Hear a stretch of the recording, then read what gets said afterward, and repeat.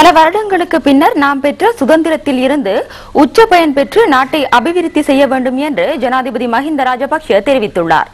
பொதுநலவாய நாடுகள் விளையாட்டுப் போட்டிகள் சம்பந்தமாக அலரி மாளிகையில் நேற்று நடைபெற்ற விளக்கமளிக்கும் நிகழ்ச்சியில் ஜனாதிபதி இதனை தெரிவித்தார்.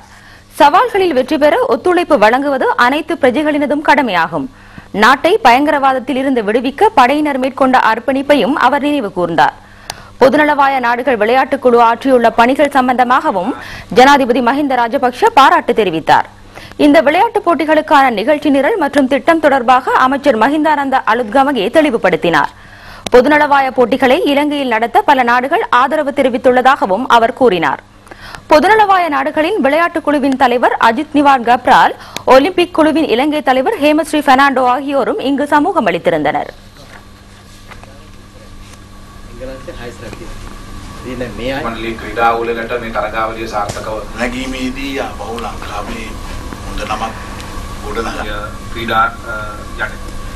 ஸ்ரீலங்கா சுதந்திர கட்சி தனது பெருமைக்குரிய 60வது ஆண்டு நிறைவை நினைவு கூறுகின்றது.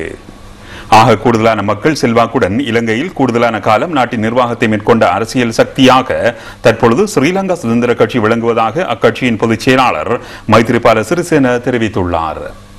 கட்சியின் 60 வருட கால சரித்திரத்தை குறிப்பிடும் அறிக்கை இது.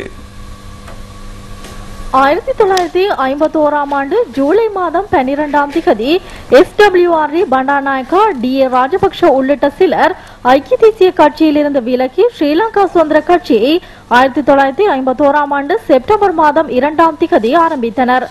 அன்று கட்சியை அமைப்பதில் முன்வைக்கப்பட்ட முற்போக்கு நோக்கத்தில் 60 வருட காலம் எந்தவித மாற்றமும் இன்றி தனது அரசியல் கொள்கையாக முன்னெடுத்த விடயம் சரித்திர வரலாற்றில் ஸ்ரீலங்கா சுதந்திர கட்சியின் வரலாறு இடம்பெறுவதாக அரசியல் விமர்சகர்கள் ஏற்றுக்கொண்டுள்ளனர். முற்போக்கு கொள்கை காரணமாக 1956ஆம் ஆண்டின் பொது தேர்தலில் கட்சி வெற்றி பாதையில் முன்னெடுக்க முடிந்துள்ளது. ஊழியர் சேமலாப நிதி ஏற்படுத்தியமை, பஸ் மற்றும் துறைமுகங்களை அரசுடைமையாக்கியமை, உளவு சட்டத்தை கொண்டு வந்தமை முதலானவை 1956ஆம் ஆண்டில் பதவியேற்ற ஸ்ரீலங்கா சுதந்திர கட்சி மக்களுக்கு ஆற்றிய பாரிய நடவடிக்கையாகும். 1959ஆம் ஆண்டு செப்டம்பர் 26ஆம் தேதி அமரர் பண்டாநாயக்காவின் கொலைக்கு பின்னர் ஸ்ரீமாவு பண்டாநாயக்க கட்சியின் தலைவராக நியமிக்கப்பட்டார். இவர் 1960ஆம் ஆண்டு ஜூலை 21ஆம் தேதி பொதுமக்களின் வாக்குகளால் பிரதமராக தெரிவானார். இவரே உலகின் முதலாவது பெண் பிரதமர் என்ற பெருமையை இலங்கைக்கு பெற்றுக் கொடுத்தார். நன்கொடைகளை பெற்றுக்கொள்ளும் பாடசாலைகளை அரசாங்கம் பொறுப்பேற்றமை, எரிபொருள் மற்றும் காப்புறுதி நிறுவனங்கள் முதலானவற்றை மக்கள் உடைமையாக்கியமை, அரசாங்க வங்கியை ஆரம்பித்தமை ஆகியன 1960 முதல் 1965ஆம் ஆண்டு வரையிலான காலப்பகுதியில் இவரது தலைமையில் இடம்பெற்ற அரசாங்க நிர்வாகத்தின் போது மேற்கொள்ளப்பட்ட மக்கள் பணியாகும். ஸ்ரீமா சாஸ்திரி மற்றும் ஸ்ரீமா இந்திரா ஆகிய உடன்படிக்கைகள் மூலம் இந்திய தோட்ட தொழிலாளர்களின் பிரச்சினைகளுக்கு தீர்வு கண்டமை மற்றொரு சமூக பணியாகும். 1970ஆம் ஆண்டு தேர்தலின் போது பாராளுமன்றத்தில் 3/2 பெரும்பான்மையை பெற்ற சரித்திர வெற்றியும் ஸ்ரீலங்கா சுதந்திர கட்சியின் தலைமையிலான முன்னணிக்கு உரித்தாகும். மஹிந்த ராஜபக்ஷ போன்ற திறமை மிக்க இளம் தலைவர்கள் பாராளுமன்றத்தில் பிரவேசித்தமையும் இந்த பொது தேர்தலிலேயாகும். புதிய அரசியல் அமைப்பு நிறைவேற்றப்பட்டமை, தேசிய விவசாய கொள்கை உருவாக்கியமை, கச்சத்தீவை தாய்நாட்டுக்கு உரிமையாக்கியமை ஆகிய நடவடிக்கைகள் அக்கால பகுதியில் இடம்பெற்றன. இவை சரித்திர நிகழ்வாக அமைந்துள்ளன. 1977ஆம் பொது தேர்தலில் அதிகாரத்துக்கு வந்த ஐக்கிய தேசிய கட்சி ஸ்ரீலங்கா சுதந்திர கட்சியை சீர்குலைப்பதற்கு சகல சதி நடவடிக்கைகளையும் முன்னெடுத்தது. ஸ்ரீமாவ பண்டாநாயக்காவின் குடியுரிமை ரத்து செய்யப்பட்டது. இக்கட்டான நிலைக்கு தள்ளப்பட்டிருந்த கட்சியை மீண்டும் கட்டியெழுப்பிய பெருமை இவரையே சாரும். இவரால் கட்டியெழுப்பப்பட்ட தலைமைத்துவத்தை பாதுகாக்கும் வரலாற்று பொறுப்பு ஜனாதிபதி மஹிந்த ராஜபக்ஷவிடம் ஒப்படைக்கப்பட்டுள்ளது. பாத யாத்திரை, மக்களோசி, மனித சங்கிலி முதலான நடவடிக்கைகளை 17 வருட காலம் ஐக்கிய தேசிய கட்சிக்கு எதிராக முன்னெடுத்து மக்களை ஒன்று திரட்டியவர் ஜனாதிபதி மஹிந்த ராஜபக்ஷவே. இதன் பயனாக 1994ஆம் ஆண்டு தேர்தலில் ஸ்ரீலங்கா சுதந்திர கட்சி தலைமையிலான பொதுஜன ஐக்கிய முன்னணி ஆட்சி பீடமேறியது. வரலாற்றில் புதிய அத்தியாயத்துக்கான போராட்டத்தை ஆரம்பிப்பதற்கு தலைவராக நாட்டின் தலைமைத்துவத்துக்கு 2005ஆம் ஆண்டில் நியமிக்கப்பட்டார். பல வருடங்களுக்கு பின்னர் இலங்கை மக்களின் எதிர்காலத்தை வலுவூட்டுவதற்கான பெரும் அரசியல் பயணத்தை ஆரம்பிப்பதற்கு ஸ்ரீலங்கா சுதந்திர கட்சியால் முடிந்துள்ளது. உள்ளூர் மற்றும் சர்வதேச சதிகளை முறியடித்து நாட்டை அபிவிருத்திக்கான எதிர்கால பயணத்தில் இட்டுச் செல்வதில் ஜனாதிபதி மஹிந்த ராஜபக்ஷவின் தலைமைத்துவத்தின் கீழ் ஸ்ரீலங்கா சுதந்திர கட்சியின் உன்னதமான யுகம் உருவானது என்று கட்சியின் பொதுச் செயலாளர் மைத்ரிபால சிறிசேன தெரிவித்துள்ளார். உள்ளூராட்சி மன்றங்கள் 23க்கான வாக்கெடுப்பு அடுத்த மாதம் 8ஆம் தேதி இடம்பெற உள்ளது. 17 மாநகர சபைகளுக்கும் ஒரு நகர சபைக்கும் 5 பிரதேச சபைகளுக்கும் இந்த தேர்தல் நடைபெறும். மேல் மாகாணத்தில் தேர்தல் நடைபெறவுள்ள உள்ளூராட்சி மன்றங்கள் தொடர்பான கண்ணோட்டம். கொழும்பு மாநகர சபைக்கு 9 அரசியல் கட்சிகளும் 10 சுயேட்சை குழுக்களும் போட்டியிடுகின்றன. 1121 வேட்பாளர்கள் போட்டியிடுகிறார்கள். 53 உறுப்பினர்கள் தெரிவு செய்யப்பட உள்ளனர். வாக்காளர்களின் எண்ணிக்கை 3,93,085 பேராகும். தெஹிவளை கல்கிசை மாநகர சபைக்கு 6 அரசியல் கட்சிகளும் 6 சுயேட்சை குழுக்களும் போட்டியிடுகின்றன. வேட்பாளர்களின் எண்ணிக்கை 420. 29 உறுப்பினர்கள் தெரிவு செய்யப்படுவார்கள். 1,33,903 பேர் வாக்களிக்க தகமை பெற்றுள்ளனர். ஸ்ரீ ஜெயவர்தனபுர கோட்டை மாநகர சபைக்கு 5 அரசியல் கட்சிகளும் 6 சுயேட்சை குழுக்களும் போட்டியிடுகின்றன. வேட்பாளர்களின் எண்ணிக்கை 286. 20 உறுப்பினர்கள் தெரிவு செய்யப்படுவார்கள்.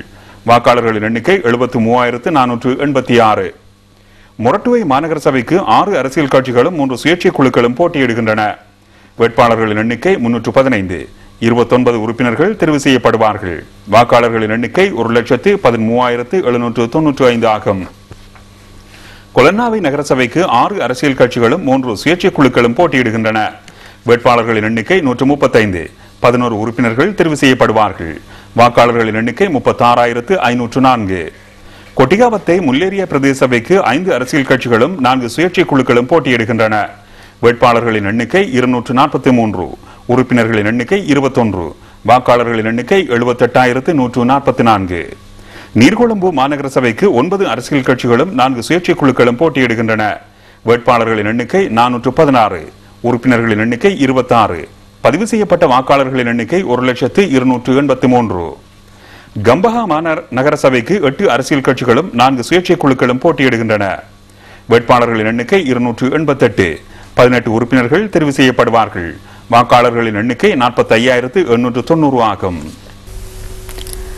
அவசரகால சட்ட விதிமுறைகளின் கீழ் தடுத்து வைக்கப்பட்டுள்ளவர்கள் குற்றச்செயல்களில் ஈடுபட்டிருந்தால் அவர்களுக்கு எதிரான குற்றப்பத்திரிகைகளை இலங்கை அரசாங்கம் தாக்கல் செய்ய வேண்டும் எனவும் அல்லது அவர்களை உடனடியாக விடுதலை செய்ய வேண்டும் எனவும் அமெரிக்கா வலியுறுத்தியுள்ளது. அமெரிக்க ராஜாங்க திணைக்களத்தில் நேற்று நடைபெற்ற நாளாந்த செய்தியாளர் சந்திப்பின் போது அமெரிக்க ராஜாங்க திணைக்களத்தின் பதில் பேச்சாளர் மார்க் டோனர் இந்த கருத்தை வெளியிட்டுள்ளார். Well, as you know, the United States did welcome President Rajapaksa. இலங்கையில் அவசரகால சட்டம் நீக்கப்பட்டுள்ளதாக ஜனாதிபதி அறிவித்தமையை அமெரிக்கா ஏற்கனவே வரவேற்றிருந்தது. எனினும் எவ்வாறு அவசரகால சட்ட விதிமுறைகள் நீக்கப்படுகின்றன என்பது குறித்து தொடர்ந்தும் கவனம் செலுத்தி வருகின்றோம். அத்துடன் மக்கள் இயல்பு வாழ்க்கைக்கு திரும்புவதற்கான ஒரு நடவடிக்கையாகவே இதனை நாம் கருதுகின்றோம். யுத்தம் நிறைவடைந்த போது கைது செய்யப்பட்ட 11,000க்கும் மேற்பட்ட விடுதலை புலிகள் அமைப்பின் முன்னாள் போராளிகளில் 8,000க்கும் அதிகமானவர்கள் புனர்வாழ்வளிக்கப்பட்டு சமூகமயப்படுத்தப்பட்டதை வரவேற்கிறோம். அத்துடன் தொடர்ந்தும் தடுத்து வைக்கப்பட்டுள்ளவர்களை விடுதலை செய்யுமாறும் இலங்கை அரசாங்கத்திடம் வலியுறுத்துகின்றோம்.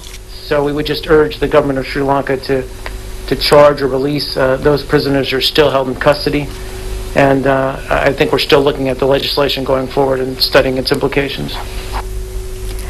கட்டுநாயக்க சுதந்திர வர்த்தக வலய ஊழியர்களின் எதிர்ப்பு நடவடிக்கையின் போது உயிரிழந்த ரோஷன் சாணக்கவின் மரணத்திற்கான காரணத்தை ஆராய்ந்து உண்மையான நிலையை சுட்டிக்காட்டுமாறு இலங்கை கத்தோலிக்க ஆயர்களின் சம்மேளனம் அரசாங்கத்திடம் வேண்டுகோள் விடுத்துள்ளது.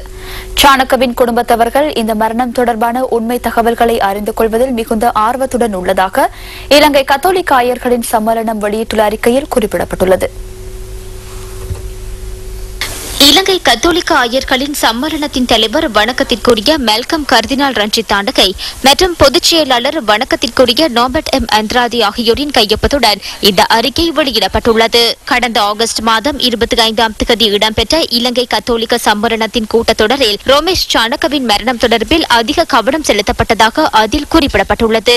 நியாயமாகவும் நேர்மையாகவும் பூரண விசாரணை நடத்தி இந்த மரணத்திற்கான காரணத்தை கண்டறிந்து உண்மை நிலவரத்தை வெளியிட வேண்டும் என இலங்கை கத்தோலிக்க ஆயர்களின் சம்மேளனம் அரசாங்கத்திடம் வேண்டுகோள் விடுத்துள்ளது.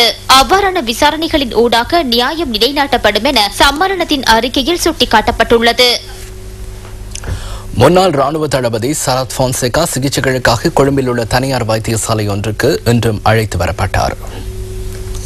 தோட்பட்டையில் ஏற்பட்டுள்ள உபாதை காரணமாக உடற்கூற்று சிகிச்சைகளை பெற்றுக் கொள்வதற்காக சரத் போன்சேகா இன்று காலை வைத்தியசாலைக்கு அழைத்து வரப்பட்டார். வீதிகளை புனரமைப்பதாக அரசாங்கம் மக்களை ஏமாற்றுகிறது. ஆசிய அபிவிருத்தி வங்கியினால் வழங்கப்பட்ட நிதியில் 160% திருடப்பட்டுள்ளன. வீதியொன்றின் 1 கிலோமீட்டர் தூரம் வரையான பகுதியை புனரமைப்பதற்கு 30 மில்லியன் ரூபாய் தேவைப்படுகிறது. ஆனால் 115 மில்லியன் ரூபாய் தேவை என அரசாங்கம் கூறுகிறது. மக்களின் நலன்புரி நடவடிக்கைகளுக்காக ஒதுக்கப்பட்டுள்ள நிதி இவ்வாறு திருடப்படுகிறது. மக்கள் இவை பற்றி அறிந்து கொள்ள வேண்டும். கொழும்பு கோட்டை பகுதியில் இன்று காலை கார் ஒன்றில் திடீரென தீப்பற்றியுள்ளது. சம்பவம் இடம்பெற்ற போது தேர்ச்சி பெறாத ஒளிப்பதிவாளர் ஒருவரினால் எடுக்கப்பட்ட காட்சிகளே இவை. இன்று காலை 8:30 கிடைக்கப்பட்ட தகவல் ஒன்றுக்கு அமைய உடனடியாக சம்பவம் இடம்பெற்ற பகுதிக்கு சென்று தீயணைப்பு படையினர் தீயை கட்டுப்பாட்டுக்குள் கொண்டு வரும் முயற்சியில் ஈடுபட்டதாக தீயணைப்பு சேவை திணைக்களம் தெரிவித்தது. இந்த சம்பவத்தில் அவருக்கும் காயம் ஏற்படவில்லை என கோட்டை போலீசார் குறிப்பிட்டனர். வாடகைக்கு விடப்பட்ட கார் ஒன்று இவ்வாறு விபத்துக்குள்ளாகியுள்ளதாக போலீசார் மேலும் கூறினர்.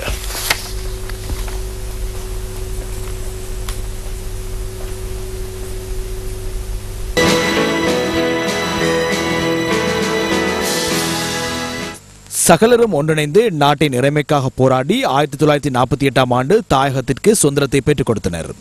சுதந்திரத்தின் உண்மையான எதிர்பார்ப்பினை எட்ட முடியவில்லை என பல ஆண்டுகளுக்கு பின்னர் தெரிய வந்தது. அமரர் SWRD பண்டாரநாயக்க, DA ராஜபக்ச உள்ளிட்ட தேசப்பற்றுள்ள தலைவர்களின் பொதுநல நோக்கினை அடிப்படையாக கொண்ட புதிய பாதை இனம் காணப்பட்டது. நாட்டின் சகல தரப்பினரையும் ஓர் அணியில் ஒன்று திரட்ட இந்த சக்திக்கு முடிந்தது. மக்களை நலனாக கொண்ட இடதுசாரி சக்தியாக ஸ்ரீலங்கா சுதந்திர கட்சி எனும் அரசியல் கட்சி 1951ஆம் ஆண்டு செப்டம்பர் 2ஆம் தேதி கொழும்பு நகரசபை மண்டபத்தில் உருவாக்கப்பட்டது. அபிமானத்துடன் ஸ்தாபிக்கப்பட்ட புதிய அரசியல் கட்சிக்கு ஸ்ரீலங்கா சுதந்திர கட்சி என்ற பெயரை சூட்டிய குர்நாகல் மாவட்ட பாராளுமன்ற உறுப்பினர் ஸ்ரீ நிஷங்கவின் பேரும் ஸ்ரீலங்கா சுதந்திர கட்சியை போன்று பொதுமக்களின் உள்ளங்களில் என்றும் நீங்கா இடம் பிடித்துள்ளது. புதிய அரசியல் பணிகளூடாக குறுகிய காலத்திற்குள் நாட்டின் சகல தரப்பினரையும் ஒன்றிணைத்து 56ஆம் ஆண்டு புரட்சிக்கு பின்னர் புதிய அரசாங்கம் உருவாக்கப்பட்டது. பொதுமக்களின் அபிலாஷைகளை நிறைவேற்றக்கூடிய வகையில் உருவாக்கப்பட்ட ஸ்ரீலங்கா சுதந்திர கட்சி அன்று தொடக்கம் பல தசாப்தங்களாக நாட்டின் ஆட்சி பொறுப்பை ஏற்று வழிநடாத்தியது மாத்திரமன்றி பலமிக்க எதிர்க்கட்சியாகவும் தேசத்திற்கு அரும்பணியாற்றியுள்ளது. உலகின் முதல் பெண் பிரதமரை போன்று பல தசாப்த கால கொடிய பயங்கரவாதத்தையும் நாட்டிலிருந்து ஒழித்த தலைவராயும் உருவாக்கியது ஸ்ரீலங்கா சுதந்திர கட்சியாகும். அன்று தொடக்கம் இன்று வரை நாட்டின் சரியான திசையில் இட்டுச் சென்ற ஒரு கட்சியாகவே ஸ்ரீலங்கா சுதந்திர கட்சி வரலாற்றில் இடம் பிடித்துள்ளது. பல்வேறுபட்ட இன்னல்களுக்கு மத்தியில் எதிர்க்கட்சி என்ற வகையில் ஜூலை வேலைநிறுத்தம், பாத யாத்திரை ஊடாக மக்களுக்காக வீதியில் இறங்கி போராடி ஸ்ரீலங்கா சுதந்திர கட்சி பல்வேறுபட்ட சாதனைகளை புரிந்தது. இது என்றும் மக்களின் உள்ளங்களிலிருந்து நீங்கவில்லை. 60 ஆண்டுகால மக்கள் பணிக்காக தம்மை முழுமையாக அர்ப்பணித்த ஸ்ரீலங்கா சுதந்திர கட்சியின் யுகபுருஷர் பட்டியலில் ஜனாதிபதி மஹிந்த ராஜபக்ச முன்னணியில் உள்ளார். ஸ்ரீலங்கா சுதந்திர கட்சியின் அதிசிறந்ததொரு யுகமாகவே இவரது ஆட்சி காலம் அமைந்துள்ளது. பயங்கரவாதத்தை தாயகத்திலிருந்து பூண்டோடு ஒழித்து அபிவிருத்தி புரட்சிக்கு தலைமைத்துவம் வழங்கி முழு தேசத்திலும் பாரிய மாற்றங்களை ஏற்படுத்தி 2005ஆம் ஆண்டு தொடக்கம் இந்த நாட்டின் பலமிக்க அரசியல் கட்சியாக ஸ்ரீலங்கா சுதந்திர கட்சி வரலாற்றில் இடம் பிடித்துள்ளது. பாராளுமன்றத்தில் 117 ஆசனங்களை தனதாக்கிக் கொண்ட பலம் பொருந்திய கட்சியாகவும் ஸ்ரீலங்கா சுதந்திர கட்சி மாற்றம் பெற்றுள்ளது. 60 ஆண்டுகால வரலாற்றினை கொண்ட ஸ்ரீலங்கா சுதந்திர கட்சி இன்று போல் பலமடைந்த யுகம் என்றும் இருக்கவில்லை. அன்று பண்டாரநாயக்க சிந்தனையில் கட்டியெழுப்பப்பட்ட ஸ்ரீலங்கா சுதந்திர கட்சி 2005ஆம் ஆண்டு தொடக்கம் மஹிந்த சிந்தனை ஊடாக புதிய பயணங்களை ஆரம்பித்து நாட்டில் புரட்சிகர மாற்றங்கள் ஏற்பட்டுள்ளன. ஜனாதிபதி தேர்தல், பாராளுமன்ற தேர்தல் உள்ளிட்ட சகல தேர்தல்களிலும் பெரும்பான்மை அதிகாரத்தை பெற்றுக்கொண்ட மஹிந்த ராஜபக்ச யுகம் வரலாற்றில் என்றும் மறக்க முடியாத யுகமாக மாற்றம் பெற்றுள்ளது. நாளுக்கு நாள் மக்கள் ஆதரவு அதிகரித்து அணியணியாக சுதந்திர கட்சியை மக்கள் அணிதிரள்கின்றனர். இதுவரை கால வரலாற்றில் எந்த ஒரு கட்சியும் பெற்றுக்கொள்ளாத வாக்கு பலத்தை சுதந்திர கட்சிக்கு பெற்றுக்கொள்ள முடிந்துள்ளது. மக்களின் துயர்துடைக்கும் துணிச்சல் மிகுந்த தலைவரின் துணையுடன் இன்று ஸ்ரீலங்கா சுதந்திர கட்சி தலை நிமிர்ந்து பலமான கட்சியாக மாற்றம் பெற்றுள்ளது. ஸ்ரீலங்கா சுதந்திர கட்சியின் இந்த மாபெரும் வரலாற்று சாதனைக்கு மக்கள் பாராட்டு தெரிவிக்கின்றனர்.